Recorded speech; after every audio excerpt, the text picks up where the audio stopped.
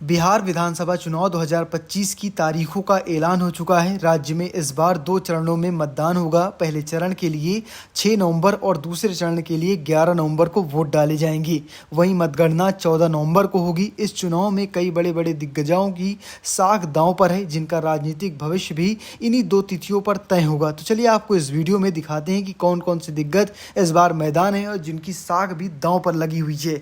अगर सबसे पहले नाम की बात करें तो वह नीतीश कुमार का। मुख्यमंत्री नीतीश कुमार भले ही विधान परिषद से सदस्य हैं, लेकिन उनका राजनीतिक प्रभाव नालंदा जिले की हरनौत विधानसभा सीट पर हमेशा बना रहा है। इस सीट पर पहले चरण में यानी 6 नवंबर को मतदान होगा, जिससे यहां उनकी प्रतिष्ठा जुड़ी मानी जाती है। अगर दूसरे नाम की बात करें तो होगा सम्राट चौधरी का। उप मुख्यमंत्री सम्राट चौधरी भी विधान परिषद से सदस्य हैं। वो पहले परबत्ता विधानसभा से चुनाव जीत चुके हैं। इस बार परबत्ता से में 6 नवंबर को मतदान होगा, जिससे उनकी राजनीतिक शाख की परीक्षण भी यही माना जाएगा। अगर बात करें तीसरे नाम की तो है तेजस्वी यादव का। राजद से नेता तेजस्वी यादव राघोपुर सीट से विधायक हैं। इस बार भी वहीं से वो चुनाव लड़ने की संभावना जताई गई है। राघोपुर में पहले चरण यानी 6 नवंबर को वोटिंग होगी, जिसमें तेजस्वी की किस्मत उसी दिन तय हो जाएगी। अगले नाम की बात करें तो वह तेज प्रताप यादव का। बागी तेज प्रताप यादव।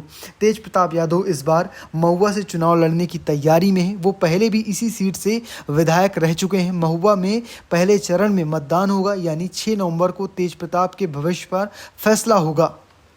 इसके बाद नाम आता है विजय कुमार सिन्हा का। भाजपा नेता और उप मुख्यमंत्री विजय कुमार सिन्हा की लखीसराय सीट पर पहले चरण में वोटिंग होगी, इसलिए 6 नवंबर को उनके राजनीतिक भविष्य भी तय होगा। अब बात करें अगर अशोक चौधरी की। अशोक चौधरी नीतीश कुमार के करीबी हैं और मंत्री भी हैं। बरबीघा विधायक से रह चुके हैं, हालांकि फिलहाल वो विधान परिषद से सदस्य हैं। बरबीघा में पहले चरण में 6 नवंबर को वोटिंग होगी, जिससे उनकी प्रतिष्ठा जुड़ी हुई है। एक सीट है बाहुबली नेता अनंत सिंह की। बाहुबली नेता अनंत सिंह जो पहले राजद में थे, अब जदयू में हैं।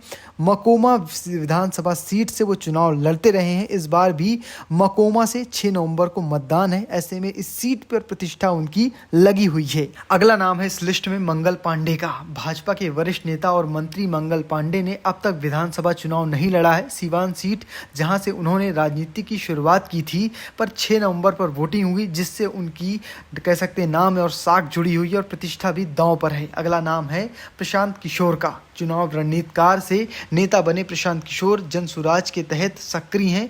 वो राघोपुर और सासाराम से चुनाव लड़ सकते हैं, या अगर राघोपुर से लड़ते हैं तो 6 नवंबर को उनके भाग्य तय होगा। वहीं सासाराम से चुनाव लड़ते हैं तो 11 नवंबर को फैसला होगा। इस लिस्ट में एक और नाम है अब्दुल बारी सिद्दीकी का। राजद के वरिष्ठ नेता अब्दुल बारी सिद्दीकी 2020 में केवटी सीट से हारे थे। इस बार भी उसी सीट से चुनाव लड़ने की संभावना है।